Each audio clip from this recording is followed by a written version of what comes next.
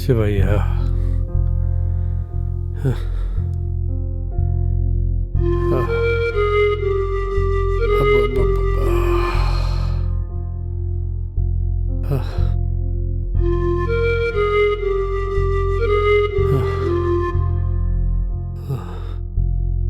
శివ,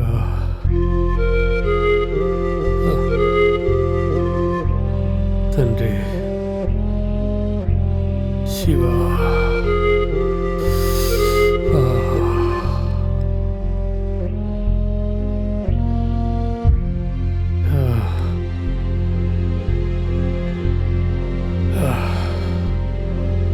అమ్మయ్యా,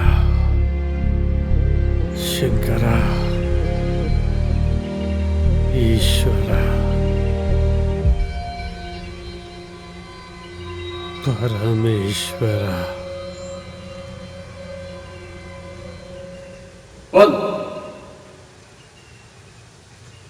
ఎవరు ఎవరు కనిపించరే?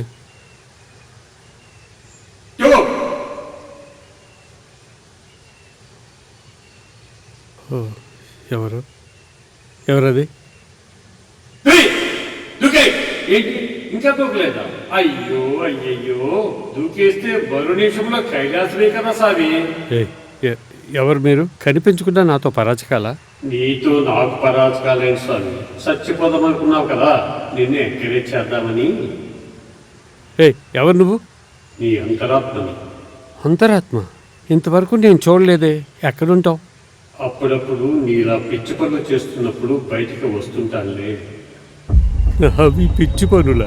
మరి నువ్వేమైనా దేశాన్ని వెనకబెట్టి పనిచేస్తున్నావా? నా గుండెకోత బాధ నీకేం తెలుసు? గుండెకోత బాధ నీకొకరికేనా? ఇంకెవరికి లేవా? అవును, నాలాంటి కష్టం ఎవరికీ రాకూడదు. నీ పేరేంటి? నీకు తెలీదా? ఒరే జాగ్రత్త లేని జానకి రామయ్య, నీ పేరు ఎవరెవరున్నారు? జానకి అంటే సీత. ఆ సీతారాములు ఉన్నారు. ఆ సీత పడిన నిందరికన్నా, ఆ రాముడు పడిన బాధల కన్నా నువ్వు పడ్డ కష్టాలు బాధలు పెద్దవా జానకి రామయ్య? కాకపోవచ్చు, కానీ తల్లిదండ్రులు పురాణ పురుషులు దేవీ దేవతల పేర్లు ఎందుకు పెడతారో తెలుసా? నీకు తెలిసినందుగా ఇంకెవరికి తెలియదేమో. తెలిస్తే నా గుండెకోత సమసిపోతుందా? నువ్వు చచ్చిపోతానంటే నేను ఆపను గాని ఒక్కసారి ఆలోచించు. ఆ దేవీ దేవతల పేర్లు పెట్టుకుని నిరంతరం స్మరించుకుంటారని, వాళ్ళు పడ్డ కష్టాలు బాధలు స్ఫూర్తిగా తీసుకుని ఈ బ్రతుకు బండిని ముందుకు నడిపిస్తారు. అంతేకాని ఇలా అర్ధాంతరంగా చనిపోవాలని కాదు. కళ్ళు తెరిస్తే జనం, కళ్ళు మూస్తే మరణం. నా దృష్టిలో చనిపోవడం చాలా తేలిక. కళ్ళు మూసుకుని దూకేస్తే సరి, మరో నిమిషంలో హరి. కానీ ఒడిదుడుకులు ఎదుర్కొని బ్రతకడమే కష్టం. అలా బ్రతికి చూపించిన వాడే హీరో. నీలో మేధస్సు ఉంది, పనిచేసే సత్తా ఉంది, 10 మందికి స్ఫూర్తిగా నిలబడి. నీలాంటి వాళ్ళకి నీవే మేలుగొట్టు కావాలి. గాలి తప్పిన పిల్లలను దారిలో పెట్టాలి. వాళ్లను అలా గాలి కుదిరేస్తాను. నీ పెద్దకు నిలబెట్టుకో. ఈ పరిస్థితుల్లో నన్ను చూసి ఎవడు పనిస్తాడు? పిచ్చి రామయ్య, ఒకడు నీకు పనిచ్చేదేమిటి? అవకాశం అంటూ ప్రత్యేకంగా ఏది ఉండదు. సమయం సందర్భాన్ని బట్టి సద్వినియోగం చేసుకోవటమే. అయినా నీకు నేను చెప్పాలా? నేను వెళ్తున్నా మరి. జాగ్రత్త, జాగ్రత్త లేని జానకి రామయ్య. ఎక్కడ కనిపించదు. అమ్మయ్యా, శివ ఉన్నావయ్యా, పరమేశ్వర. అవును, నేనెందుకు చనిపోవాలి? నేను చేసిన తప్పేమిటి? నేను చనిపోతే నా మీద పడ్డ నిందపోతుందా? నిజమవుతుంది కదా. నేను బ్రతకాలి, నిజం నిరూపించాలి. నా దగ్గర ఆస్తి లేకపోవచ్చు, కానీ నాలో ఉన్న నైపుణ్యం తగ్గిపోలేదు కదా. ఇంకా పనిచేసే శక్తి నాలో ఉండి కూడా నేనెందుకు ఇలా ఆలోచించాను? నేనెందుకు పిల్లల మీద ఆధారపడాలి? ఛ, నేనేమిటో నిరూపించుకుంటాను. ఈశ్వర, పరమేశ్వర, హర హర మహాదేవ శంభో శంకర. తండ్రి ఉన్నావయ్యా.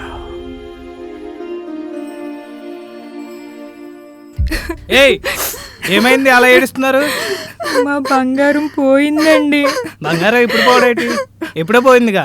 బావగారు, అప్పుడు నిజంగా మా బంగారం పోలేదండి. మరి మీ నాన్నగారిని ఇంట్లోంచి పంపించేయాలని మేమే మా నగలు మా పుట్టింట్లో దాచామండి. మీ నాన్నగారి మీద మీకు అనుమానం వచ్చేటట్లు. అదే ట్రాక్ నీ ఎలా మాట్లాడుతావు? ఏం ప్రశాంతి, మీ మాటలు నమ్మేక నాన్నగారిని అనుమానించాం, అవమానించాం. ఆ మాటలు తట్టుకోలేక నాన్నగారు ఇంట్లో నుంచి వెళ్ళిపోయారు. ఇప్పుడు ఆ నగలు ఎలా పోయాయి? ఆ నగలు మా పుట్టింట్లో పెట్టామండి. ఇప్పుడే మా అమ్మగారు ఫోన్ చేసి వాళ్ళ ఇంట్లో దొంగలు పడి మా నగలతో పాటు వాళ్ళ నగలు డబ్బు తీసుకెళ్ళిపోయారని చెప్పారండి. మంచి పని అయింది. అమాయకుడైన నాన్నగారికి మీరు చేసిన దానికి కుక్కగాడి చెప్పు దెబ్బలా సరిపోయిందిగా. మిమ్మల్ని ఊరుకోనయ్యా, ఎంత చేసిన తర్వాత ఏం లాభం? మిమ్మల్ని కొట్టిన ఒకటే, గజ్జి కుక్కలను కొట్టిన ఒకటే.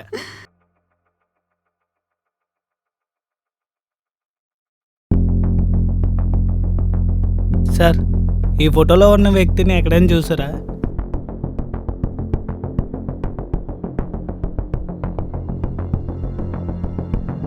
చూస్తే చెప్పండి సార్. Thank you sir.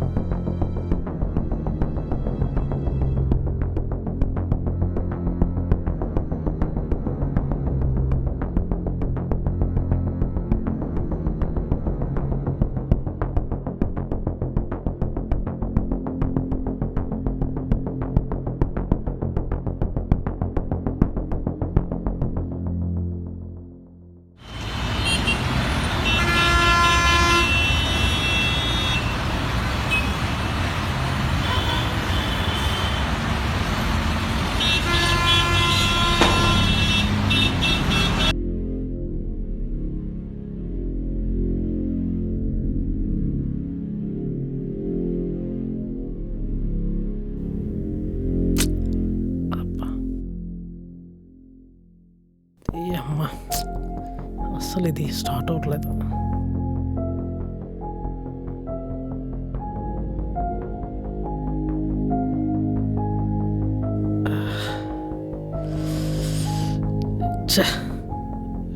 ఎంత సచ్చి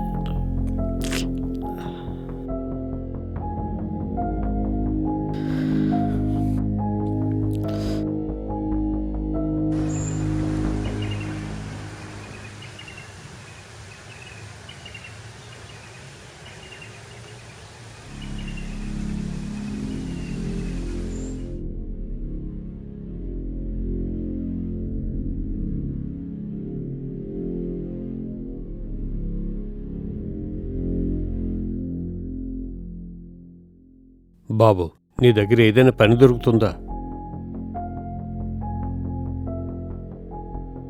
బాబు, ఎవరు బాబు, అయ్యేటి?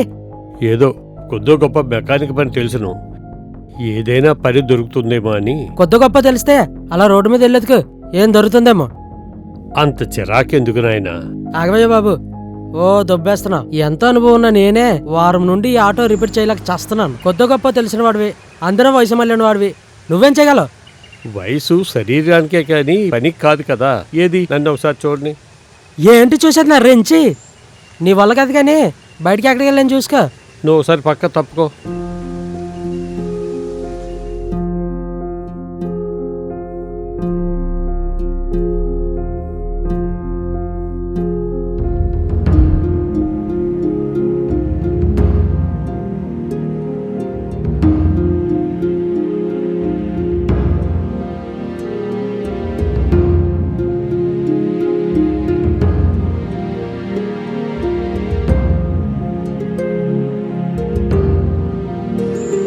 ఇప్పుడు నువ్వు వెళ్ళి స్టార్ట్ చేయి బాబు. ఏంటి అప్పుడే అయిపోయిందా? నా సహనంతో సహవాసం చేయకు, నాకు అసలే పిచ్చ. నువ్వు వెళ్ళి ముందు స్టార్ట్ చేయి. వచ్చాడండి బోర్డు మెకానిక్.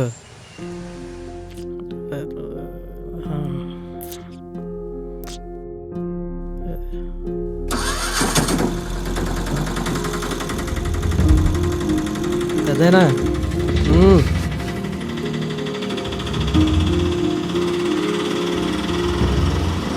సమస్య ప్రక్కనే పరిష్కారం కూడా ఉంటుంది. దాన్ని వెతికి పట్టుకోవడంలోనే మన పనితనం బయటపడుతుంది. అయ్యా నన్ను క్షమించండి. వారం రోజులుగా ప్రయత్నిస్తూనే ఉన్నాను. ఆ కస్టమర్తో తిట్లు తింటూనే ఉన్నాను. ఆ చిరాకులో మిమ్మల్ని తప్పుగా అర్థం చేసుకొని అవమానకరంగా మాట్లాడాను. మనిషి వేషం చూసి కాదు, లోపలున్న వ్యక్తిత్వం పనితనం చూడాలని పెద్ద గుణపటమే నేర్పించారు. ఈ రోజుల్లో అవకాశం మనం సృష్టించుకోవాలి, అవసరమైతే లాక్కోవాలి అని ఈ మధ్యనే నాకు తెలిసింది. నువ్వేమో పని ఇచ్చేటట్లేవు, నేనేమో నిరూపించుకోవాలని ఇందాక నేను పక్కకు తోశాను. ఏమో అనుకోవద్దు. అబ్బేబే అదేం లేదు పెద్దయినా, నా దగ్గర ఉండిపోవచ్చు కదా. ప్రస్తుతం నాకు కూడా అంతకన్నా వేరే మార్గం లేదు. నీ పేరేంటి పెద్దయినా? సీతారామయ్య. రామయ్య.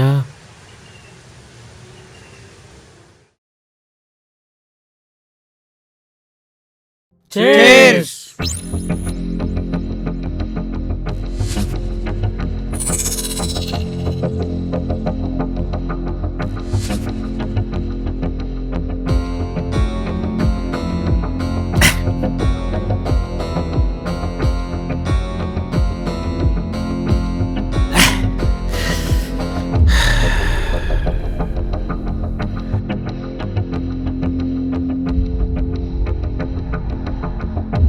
షాప్. అరే తరుణ్, కౌంట్ ఎంత? ఫుల్లే కానీ ఏంట్రా మర్యాద లేకుండా మాట్లాడుతున్నావు? నీకు మర్యాద ఇచ్చేది ఏంట్రా పోరం పోక. ముందు డబ్బులు తీ. ఇస్తాలేరా? నువ్వు ఇప్పటికే ఫుల్ అయిపోయావు. నీ కౌంట్ కూడా ఫుల్లేనా? అవునరా, ఫుల్లే అని చెప్తే వినిపించదేంట్రా? ఏంట్రా అంత గేరగా మాట్లాడుతున్నావు? గీర కాదరా, నా దగ్గర ఇప్పుడు డబ్బులు లేవు. ఉన్నదంతా మీకే ఇచ్చేసాను కదరా. ఇప్పటికే అందరికి బాకీ ఉన్నావు. ఎప్పుడు ఇస్తావురా? ఉంటే ఉన్నాను. అదే ఎప్పుడు ఇస్తావు? ఉన్నప్పుడు. ఏంట్రా తల తెగ్గా మాట్లాడుతున్నావు? డబ్బులు ఇవ్వకపోతే తన్ని మరీ లాక్కుంటాం. ఏం పీక్కుంటారో పీక్కోండి.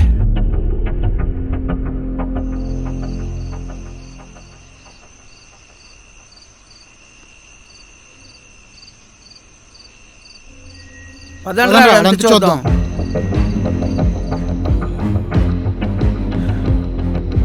రేయ్ రేయ్ ఆగరా రే, వదిలిరా. ఇవ్వరా నాకు. ఇవ్వరా నీ పని. ఏయ్, నీ- రేయ్, నువ్వు నాకు. వదలండ్రా. ఇవ్వరా. రేయ్! రేయ్!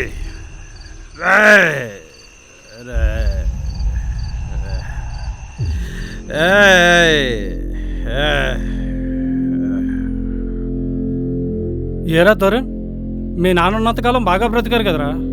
ఏ దురలవాట్లు ఉండేవి కావు. అతన్ని ఇంటి నుంచి పంపించింది ఇందుక. ఆ మహానుభావుడు మీ గురించి జీవితం దారపోసి అహర్నిశలో మీకోసమే కష్టపడ్డాడు. ఆస్తి అప్పనంగా వచ్చిందని ఆర్తకర్పూరంలో ఆర్పేశారు కదరా మీ ఇద్దరు అన్నదమ్ములు. నీ సొమ్మేం కాదు కదా. రేయ్, కష్టపడి సంపాదిస్తే తెలుస్తుందిరా. ఊరకనే వచ్చింది కదా అని ఇష్టం వచ్చినట్టు ఖర్చు చేస్తే చేతికి చెప్పే. నీతులు నాకు సరిపడవు గానీ ఇదిగో నీ దగ్గర ఏమైనా డబ్బులున్నాయా? ఎందుకు నాయనా, మళ్ళీ తాగి తగలడ్డానికా? అబ్బే, ఆ తప్పు నేనెందుకు చేస్తాను? ఒక్కసారి అప్పిచ్చి చూడండి, నేను మళ్ళీ ప్యాకెట్లో గెలిచి పోగొట్టుకుందా రాబట్టుకొని మీ బాకీ కూడా తీసేస్తాను. ఏం చాలు ఆయన, ఏదో 4 మంచి మాటలు చెప్దాం అనుకుంటే నా చేతికే చెప్పొచ్చేలా చేసేలా ఉన్నావు.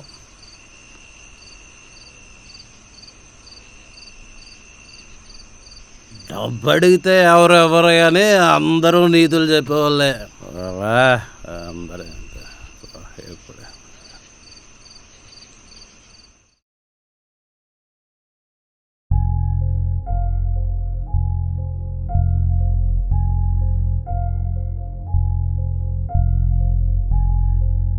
అమ్మా 2 టీ.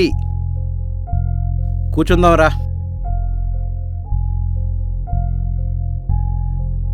ఆ జానకి రామయ్య ఎక్కడున్నాడో ఏంటో.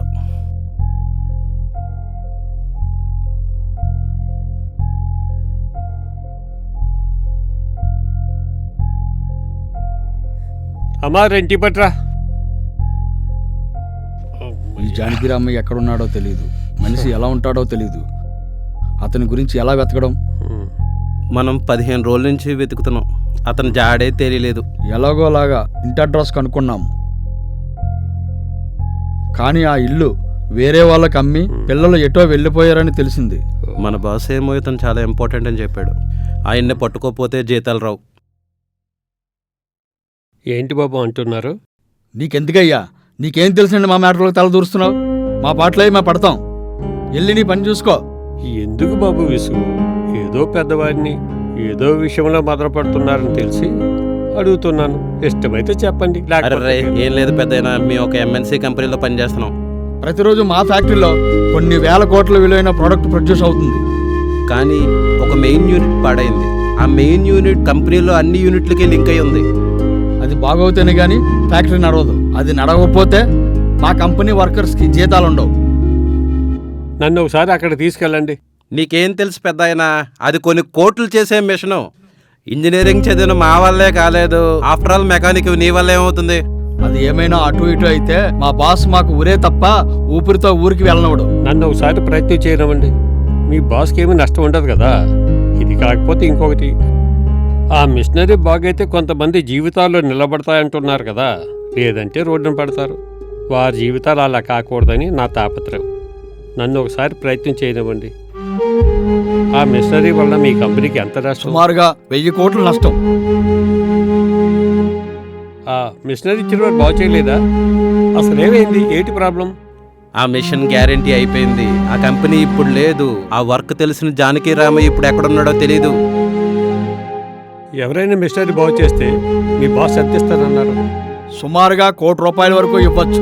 కానీ ఆ రిపేర్ తెలిసిన వ్యక్తి ఒకే ఒక వ్యక్తి జానకి రామయ్య ఉన్నాడట.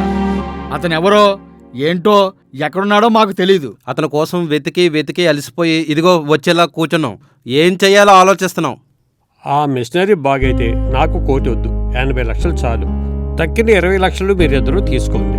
నాకేమీ అభ్యంతరం లేదు. నేను కూడా మీ బాస్తో చెప్పను. మీ బాస్తో మాట్లాడి ఏదో విషయం నాతో చెబితే నేనుంటా, లేదా నా దారిని నేను పోతాను. ఇంతకీ ఎక్కడికి వెళ్తున్నావు? గమ్యం తెలియని బాటసారిని. ప్రస్తుతం ఇక్కడ, రేపు ఎక్కడో. నిలకడలేని ప్రయాణం. ఈ ప్రాణం ఉన్నంత వరకు అలా సాగిపోవాల్సిందే. ఒకవేళ నీ ప్రయత్నం విజయవంతం కాకపోతేనో ఆ సమయం వృధా అయిందనుకుంటా. తర్వాత మీ ఇష్టం, మీ బాస్ ఇష్టం. ఏ చేసినా సరే నేనేమి అభ్యంతరం చెప్పను. ఇదిగో ఇంజనీర్లు, పెద్ద తక్కువ అంచనేయకండి. మంచి పని తెలిసిన వ్యక్తి. మీ వల్ల కాలేదని తేలిపోయింది కదా, మీదేం పోయింది? ఒకసారి ట్రై చేయనివ్వండి. సార్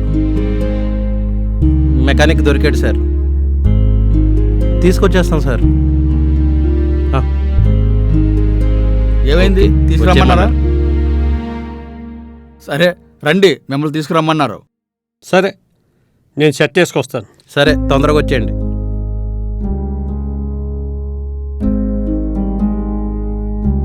బాబు పదండి. నేను వీళ్ళతో వెళ్ళొస్తాను. సరే పెద్దయినా, జాగ్రత్తగా వెళ్ళిరండి. కొడితే జాక్పాట్ కొట్టాలి, లైఫ్ సెటిల్ అయిపోవాలి. All the best. Thank you. All the best.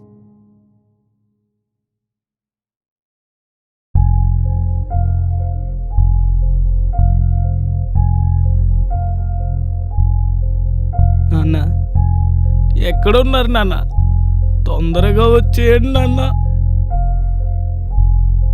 అమ్మకి మాటిచ్చి కూడా మిమ్మల్ని అనుమానించాను. మీ త్యాగాన్ని గుర్తించలేకపోయాడు నాన్న. నాన్న నన్ను క్షమించు నాన్న. మా తప్పులు తెలుసుకోకుండా నిన్ను అనుమానించును. ఎక్కడున్నా త్వరగా వచ్చి నాన్న.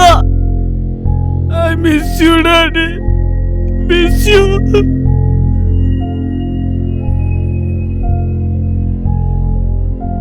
థ్యాంక్స్ పెద్దయినా. మాతో పాటు ఎంతోమంది కార్మికుల జీవితాలు రోడ్డున పడకుండా కాపాడారు.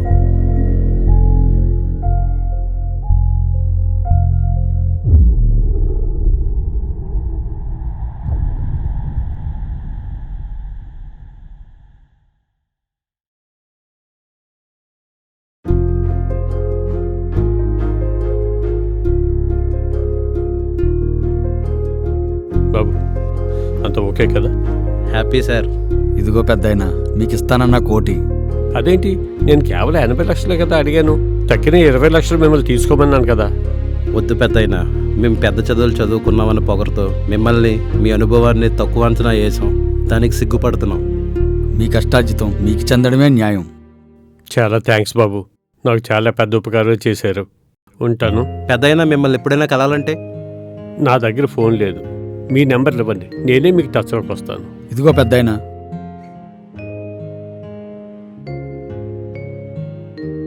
ఇంతకీ మీ పేరు? జానకి రామయ్య. జానకి రామయ్య అంటే మీరేనా? అవును బాబు. మీ గురించి తెలియక మిమ్మల్ని చాలా చులకనగా చూసాం. మమ్మల్ని క్షమించండి. లోకానికి వెలుగునిచ్చిన సూర్యుడికైనా, వెన్నెలు కురిపించే చంద్రుడికైనా గ్రహణం తప్పలేదు.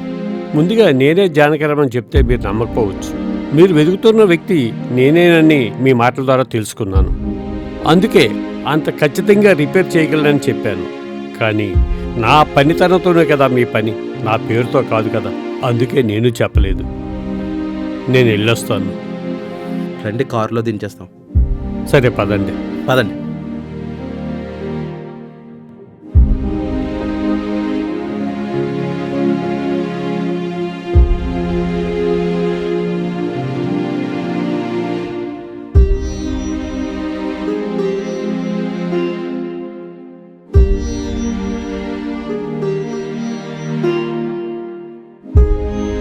ఫోన్ తీసుకుని ఫ్రెండ్స్కి అందరికీ ఫోన్ చేసి అందరినీ వెంటనే కలవాలి.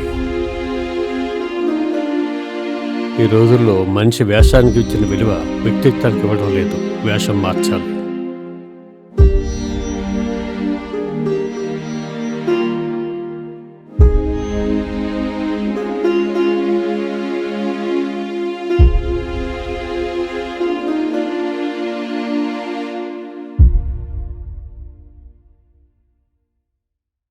నాన్న తప్పు చేశాను నాన్న. ఒసే మీ మాటలు విని దేవుడు లాంటి మా నాన్నను అవమానించు నాన్న. మమ్మల్ని క్షమించు నాన్న. ఒసే మీకు ఆ పాపం ఊరికనే పోదు నాన్న. మమ్మల్ని క్షమించండి నాన్న. నాన్నా క్షమించు నాన్న. నాన్నా క్షమించు నాన్న.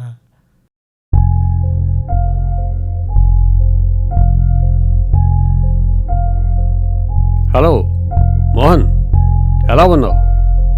మనం కలవాలి. ఎక్కడ కలుద్దాం? నువ్వు రామారావుకి ఫోన్ చేసి తీసుకునిరా. మనం ఎన్టీఆర్ మున్సిపల్ స్టేడియం దగ్గర కలుద్దాం. కలిసిన తర్వాత అన్ని విషయాలు మాట్లాడుకుందాం. ఓకేనా? సరే, మర్చిపోకు. ఓకే, ఉంటాను.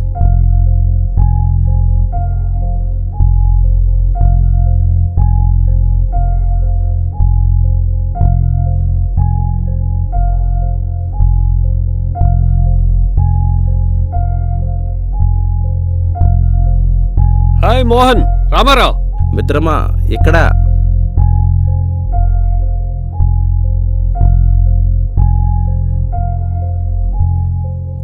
చాన్నాలకు మిత్రమా, సరే కూర్చుందాం పదండి. పద.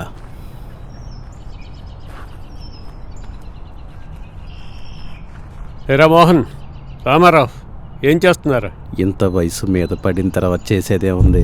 వయసు రీత్యా అనారోగ్యంతో సహవాసం, ఇంట్లో ఏసడింపులు, ఇప్పుడు ప్రతి ఇంట్లో జరిగేదంతే కదా. అవును, ఏంటి మిత్రమా ఛానళ్ళకి నీ గురించి బోగాటా చేస్తే నువ్వు వెళ్ళిపోయావని తెలిసింది. అవును మిత్రమా, ఇంతకంటే ఏం చేయగలం? ఏంటి ఈ కొత్త గెటప్? మంచి టిప్ టాప్ గా తయారయ్యావు. అసలు విషయం ఏమైంది? అదంతా పెద్ద కథరా. నేటి తరానికి మనం ఏమాత్రం తక్కువ కూడదని నిరూపించుకోవాలి. అప్పుడే మన వయసు వాళ్ళకి స్ఫూర్తిగా నిలబడగలుగుతాం, కాదంటారా? నిజమే, మనం ఎలా నిరూపించుకోగలము?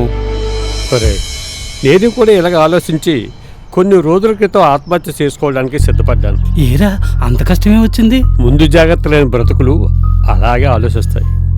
అయినా ఈ వయసులో మనకు పని ఎవరేస్తారు? ఒకడు మనకు పనిచ్చేది ఏమిటి? మనమే మనలాంటి వాళ్ళకి పని కల్పించి ఆసరాగా నిలబడదాం, వారిలో మనోధైర్యం నింపుదాం. ఉదయం చదివి మూల పడేసే న్యూస్ పేపర్లా కాకుండా మన అనుభవ సారంతో భావి తరాలకు భవిష్యత్తును అందించే భగవద్గీత వంటి వారిని నిరూపిద్దాం. సరే, పెట్టుబడి ఎక్కడిది? ఒరే, చేయాలని సంకల్పం ఉంటే వయసు అడ్డురాదు. మనం మడతపడ్డ వాటర్ పైపులం కాదు, ఎన్ని మడతలు పడ్డా పనిచేసే కరెంటు తీగల వంటి వారం. మెదడుకు ఆలోచననే సప్లై ఇచ్చి చూడు ఎలా పనిచేస్తామో. మీకున్న స్కిల్స్ ఏమిటో నాకు తెలుసు. వయసు మీద పడి శారీరకంగా నీరసపడి ఉండొచ్చు, అంతేకాని మన మెదళ్ళు మొద్దుబారిపోలేదు. నిజమేరా? మన పిల్లల విషయంలోనే కాదు, లోకం దృష్టిలో కూడా ఓటు వేయడానికి తప్ప ఇంకెందుకు పనికిరాని వాళ్ళలాగా ఉండిపోవడం నాకు ఇష్టం లేదు. రాజకీయ నాయకులు, పిల్లలు, సమాజము, ప్రభుత్వాలు, ఆఖరికి బ్యాంకులు కూడా మనల్ని అలాగే చూస్తున్నాయిరా.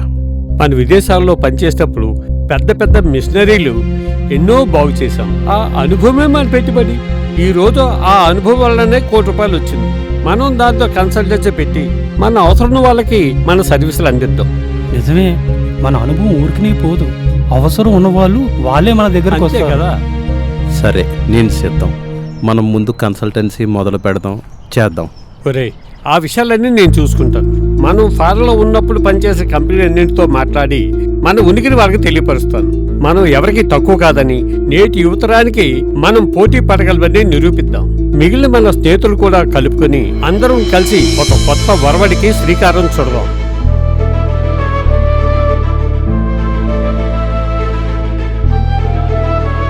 మినిస్టర్ గారు నమస్తే.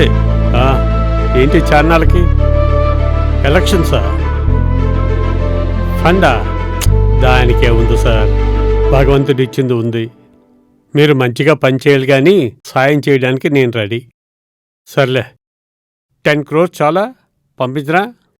ఓకే అండి, థ్యాంక్ యూ. మరి మా విషయాలే మర్చిపోకండి.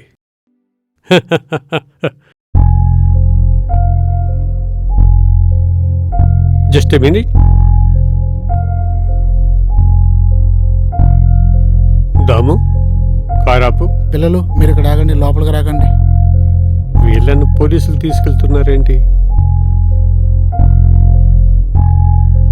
దాము సార్, నువ్వు వెళ్ళి వాళ్ళని ఎందుకు తీసుకెళ్తున్నారో తెలుసుకో. Okay sir. సార్, వాళ్ళని ఎందుకు తీసుకెళ్తున్నారు? ఈ పిల్లలు ఎవరు? వాళ్ళని దొంగతనం కేసులో తీసుకొచ్చాం. వీళ్ళు వాళ్ళ పిల్లలు. వీళ్ళు ఇంటికాడ ఉండమంటే వెనకతలు వచ్చేసారు. ఎంత చెప్పినా వినలేదు. మీరు ఇక్కడే ఉండండి. దామోదర్, ఏమైంది? సార్, వాళ్ళని దొంగతనం నేరం మీద తీసుకొచ్చారట. ఆ పిల్లలేమో వారి పిల్లలట. వాళ్ళ పిల్లలా?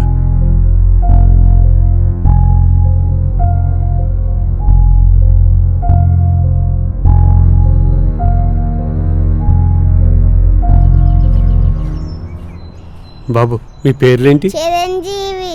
నీ పేరు? పుష్ప. నీ పేరు? రేవతి. నీ పేరు? కార్తీక్. నేనెవరో మీకు తెలుసా? తెలీదు అంకుల్. మీకు అంకుల్ కాదు, తాతయ్యని. ఇదిగో చూడు, ఇలాంటి ఫోటో మీ ఇంట్లో ఉంది కదా. నన్ను చూడు, నేను మీ తాతయ్యని.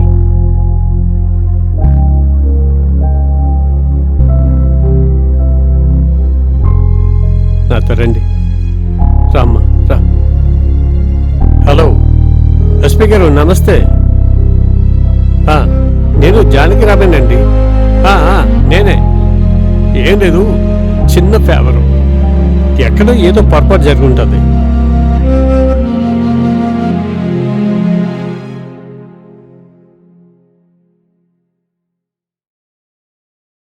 సరే సార్, నేను అన్నీ రెడీ చేసుకుని మా పియ్యని పంపిస్తాను. అలాగే, thank you sir, thank you. ఉంటాను.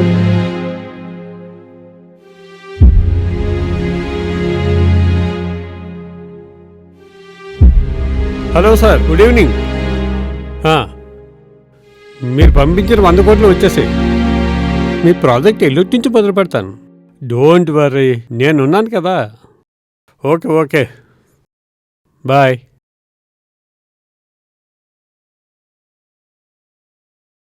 సార్ దామోదర్, చెప్పండి సార్. నేను ఎస్పీ గారితో మాట్లాడాను. ఈ బెయిల్ పేపర్ స్టేషన్ తీసుకొని వెళ్ళి ఇన్స్పెక్టర్తో మాట్లాడి ఆ 4 బెయిల్ మీద తీసుకొచ్చి వాళ్ళని మనం కొత్తగా కొన్నాం కదా ఇల్లు, అక్కడ తీసుకొచ్చి. Okay sir. తాతయ్య నాకు బొమ్మ సరేనమ్మా. రేయ్, అందరూ కలిసి ఆడుకోండి, గొడవలు పడకండి. చెల్లికి కూడా ఇవ్వండి.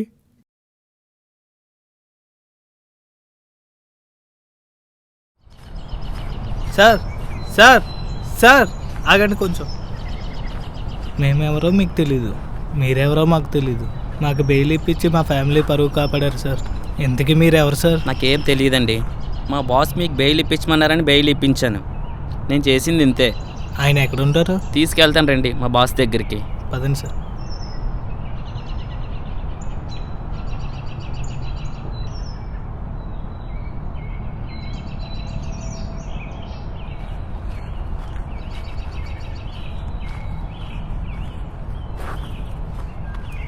ఇది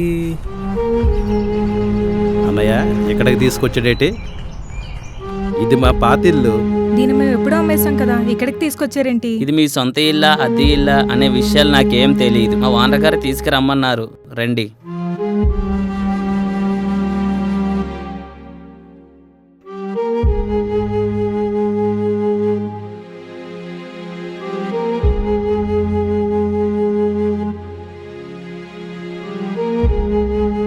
అదిగోనండి ప్రేమకు ప్రతిరూపం మా బాసు. చీకొట్టిన బంధాలను వదులుకోలేక అనుబంధాలకు కట్టుబడి అనుక్షణం తన పిల్లల కోసం తపించి కుటుంబ బంధాల కోసం పాకులాడే పిచ్చోడండి మా బాసు. నమస్తే సార్. మమ్మీ మమ్మీ మమ్మీ బుజ్జి,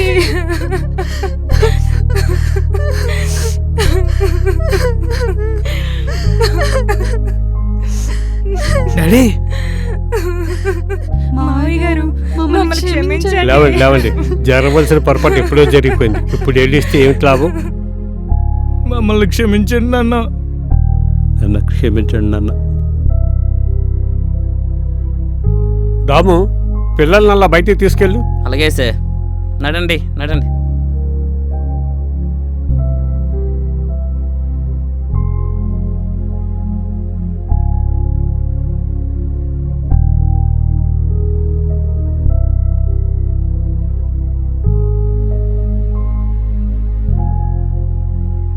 నాన్న క్షమించండి నాన్న. క్షమించండి నాన్న. మమ్మల్ని క్షమించండి మావయ్య. వయసు మళ్ళీతే మీకు సేవ చేసే బాధ తప్పుతుందని మీరు ఇల్లు వదిలి వెళ్ళిపోవాలని మీ మీద దొంగతనం నేరం మోపి మీరు ఇల్లు వదిలి వెళ్ళిపోయేలా చేశాం. మమ్మల్ని క్షమించండి మావయ్య. మా భార్య మాటలు నమ్మి నిజం కూడా తెలుసుకోకుండా మిమ్మల్ని అనుమానించాం. అప్పనంగా వచ్చిన ఆస్తితో ఇల్లు ఒళ్ళు గొల్ల చేసుకొని మీ పరువు తీసాను నాన్నగారు. పూట గడవకి ఇళ్లల్లో పని చేసుకునే మా భార్యల్ని నగల దొంగతనం పేరుతో ఆ యజమానుల్లో తీసుకెళ్లి పోలీస్ స్టేషన్లో పెట్టించారు. మా పుట్టింట్లో దాచేసిన నగలు నిజంగానే మా అమ్మగారింట్లో దొంగల పాలైనాయి. వీరి వ్యసనాల వలన వీరి ఉద్యోగాలు పోయినాయి. కూర్చొని తింటే కొండలైనా కరిగిపోతాయని సామెత మా విషయంలో నిజమేంది మావయ్య గారు. మా గురించి ఎవరేదో చెప్పారని ఆ ఇంటి యజమానులు మాపై దొంగతనం నేరం మోపి మా పైన పోలీస్ కేసు పెట్టారు. మేమెంత చెప్పినా వినకుండా మమ్మల్ని అరెస్ట్ చేయించారు. పెద్దల్ని చూసుకోవడం బాధ్యత అనుకోలే తప్ప బరువు అనుకుంటే అలా. మిమ్మల్ని మీ తల్లిదండ్రులు పెంచింది ఆ బాధ్యతతోనే కదా. అవునన్న, మేము అంతలా ఆలోచించలేకపోయాం.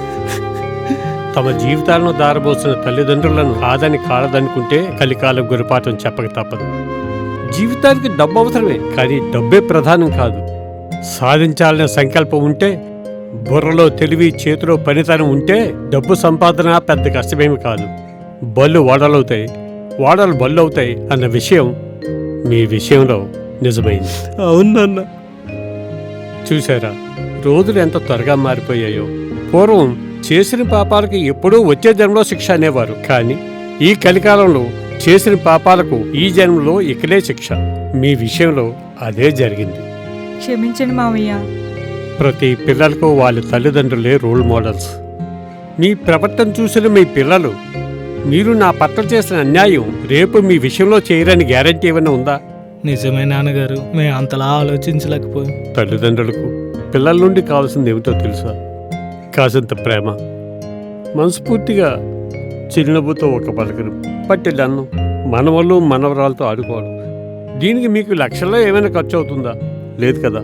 పిల్లల నుండి తల్లిదండ్రులు కోరుకునేది ఇదే కదా. చచ్చిన పావుని ఇంకా చంపకండి మావయ్య. మమ్మల్ని క్షమించండి మావయ్య. పెద్దలు చిన్నపిల్లలతో సమానం. వాళ్ళను నిర్దాక్ష్యంగా బయటకు గెంటేస్తే ఎలా? ప్రతి ఒక్కరూ నాలా ఉండరు కదా. ప్రతి తల్లిదండ్రులు తమ పిల్లలు వారి వృద్ధాప్యంలో చేదోడు వాదోడుగా ఉండాలని ఆశించడు తప్ప కాదే. ఎవరైనా గుండెల మీద తన్ని ఇలా గుండెనుడి గెంటేస్తారా? ఇది ప్రతి ఒక్కరూ తెలుసుకుంటే వృద్ధాశ్రమాల అవసరమే ఉండదు. మావయ్య గారు, మీరు మమ్మల్ని కొట్టండి, తిట్టండి, ఆ అధికారం మీకుంది. మేము మీ బిడ్డలు లాంటి వారు, మమ్మల్ని క్షమించలేరా? మీ తప్పు మీరు తెలుసుకున్నారు, అది చాలు నాకు. ఇకనైనా పెద్దలను గౌరవించడం నేర్చుకోండి. ప్రతి ఆడపిల్ల వాళ్ళ తల్లిదండ్రులు చూసుకున్నట్టే అత్తమామలు చూసుకుంటే ఈ గొడవలే రావు కదా. పెళ్లి వయసు వచ్చేవరకే మీరు మీ కన్నా తల్లిదండ్రుల వద్ద ఉండేది. పెళ్ళైన తర్వాత జీవితాంతం మాతోనే కదా ఉండవలసింది. మెట్టినిళ్ళే మీ పుట్టిళ్ళు అనుకోవాలి. మావయ్య గారు, మీ అంత విశాల హృదయం, అనుభవ వయసు మాకెక్కడిది మావయ్య గారు. అనుభవాలు మీకు సుఖాల నుండి కాదమ్మా, కష్టాల నుండి వస్తాయి. అది మీ తప్పు కాదు. ముమ్మాటికి మాలాంటి తల్లిదండ్రులు తప్పే. మా బిడ్డల మాల కష్టపడకూడదు, చెమట పట్టకూడదు, దజ్జాగా పెంచుతున్నామే తప్ప వాళ్ళకి శ్రమ విలువ తెలియాలని అనుకోవడం లేదు. దానివల్ల ఎంత నష్టపోతున్నామో గ్రహిస్తే ఈ అనర్థాలే జరగవు. ఆయాచితంగా వచ్చిన సంపద ఎంత అనర్థమో ఇప్పుడు మీకు అర్థమైందనుకుంటా. నిజమే మావయ్య గారు, ఆస్తి పోతేనే గాని కష్టం విలువ తెలియలేదు. దొంగతనం నింద మా పైన పడితేనే గాని మేము మీ పట్ల చూపించిన తప్పు తెలియలేదు. నిజాలు తెలుసుకోకుండా నిందలు వేయటం కూడా సరికాదు.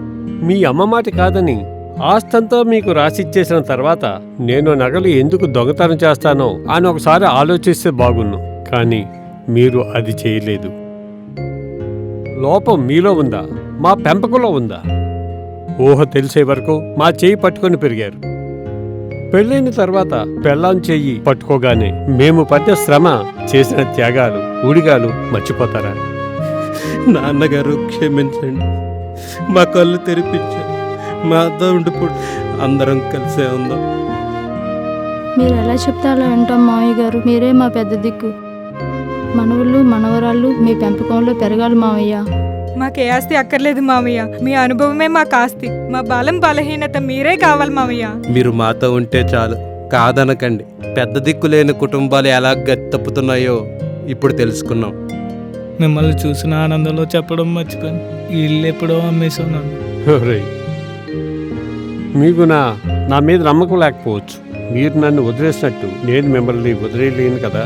ఎంతైనా కన్న తండ్రిని. కష్టపడకుండా వచ్చిన ఆస్తి, మీ చుట్టూ ఉన్న పరిస్థితులు మిమ్మల్ని ఇలా మార్చాయని నాకు తెలియటానికి ఎంతో కాలం పట్టలేదు. మీ గురించి ఎప్పటికప్పుడు తెలుసుకుంటూనే ఉన్నాను. పెద్దల విలువ తెలియాలని నేను కల్పించుకోలేదు. కానీ మీరు ఇల్లు అమ్మేస్తున్నారని తెలిసి నేనే డబ్బు సర్దుబాటు చేసి ఇల్లు కొన్నాను. రేపు ఈ అడ్రస్కి వచ్చి నన్ను కలవండి. నాకు తెలిసిన వారి దగ్గర మీకు ఉద్యోగాలు ఏర్పాటు చేస్తాను. నేను మీతో ఉండాలనుకోవడం లేదు. మీ అమ్మ లేని ఇంట్లో నేను ఉండలేను. నన్ను బలవంతం చెయ్యొద్దు. నాలాగే పిల్లల అనాథాలకు గురైన వారు, దిక్కు తోచని స్థితిలో నన్ను నమ్ముకుని చాలామంది ఉన్నారు. నాకు వీలైనప్పుడల్లా వచ్చి మిమ్మల్ని, పిల్లల్ని చూసి వెళ్తుంటాను. ఇకనైనా జాగ్రత్తగా ఉండండి. మీరెక్కడున్నా క్షేమంగా ఉంటే అదే చాలు నాకు. అప్పుడే మా త్యాగాలకు, మేము పడ్డ శ్రమకు ఒక అర్థం ఉంటుంది. మీ అమ్మ ఆత్మ శాంతిస్తుంది. తండ్రిగా నేను కోరుకునేది కూడా అదే కదా. పిల్లలు జాగ్రత్త. మేము వృద్ధులమే గాని మమ్ములను వృధాగా చూడకండి. వృక్షం మానవుని మనుగడకు ప్రాణవాయువు అందిస్తుంది, ఆహారాన్ని అందిస్తుంది, కలపనిస్తుంది, గూడినిస్తుంది, నీడనిస్తుంది, ఆకలి తీరుస్తుంది, దప్పక తీరుస్తుంది. అలసిపోతే తన ఒడిలో పడుకోబెట్టుకుని సేద తీరుస్తుంది. ఆఖరికి నీ కట్టె కడ తేరటానికి కట్టెలను కూడా ఇస్తుంది. అలాగే వృద్ధులమైన మమ్ములను చిన్నచూపు చూడకండి. చిత్రం ఏమిటంటే వృద్ధులు వృక్షాలు మొదటి అక్షరం వృ. వృక్షాలు వృద్ధులు వృద్ధు చేసేవే గాని వృధా చేసేవి కాదు. మీరు వృక్షం వంటి వారి పెద్దలు. మనిషి మేధస్సు వలననే ఈరోజు అంతరిక్షానికి వెళ్ళడం, సూపర్ కంప్యూటర్లను కనుక్కోవడం, ఇంకా ఇతరత్ర విశ్వానికి అందనటువంటి వింతలను కనుగొనే ప్రయత్నం మానవుడే చేశాడు. ఎవరి ఆలోచనలు పనితనం ఎలా ఉంటుందో ఎవరు చెప్పగలరు? అనుభవజ్ఞులైన పెద్దల ఆలోచనలను పంచుకుంటే నేటి యువతరు ఇంకా గొప్ప గొప్ప అద్భుతాలు సృష్టించగలదు. ఈ ప్రపంచంలో పనికిరాని వస్తువంటే ఏదీ లేనప్పుడు పనికిరాని మనుషులుంటారా? తన 60-70 సంవత్సరాల కాలంలో ఒడి దుడుకలను తట్టుకొని తన కుటుంబాన్ని పోషిస్తూ తన పిల్లలను ఉన్నత స్థితికి తీసుకువచ్చి ప్రయోజకులు చేసినటువంటి నేటి వృద్ధులే ఆనాటి యువకులు. ఆనాటి యువకులే నేటి వృద్ధులు. కాలచక్రం తిరుగుతూనే ఉంటుంది. రేపు మీరు వృద్ధులు కాకుండా పోరు. ఆనాడు మీ పరిస్థితి ఏమిటో ఆలోచించుకుంటే ఈనాడు పెద్దల పట్ల ఇంత వివక్షగా ప్రవర్తించరు. పెద్దలను గౌరవించి మీ పెద్ద మనసు చాటుకొని తల్లిదండ్రుల రుణం తీర్చుకోలేనిదైనా కొంతైనా తీర్చుకునే ప్రయత్నం చేయండి. జై హింద్. కరణం ఈశ్వరరావు.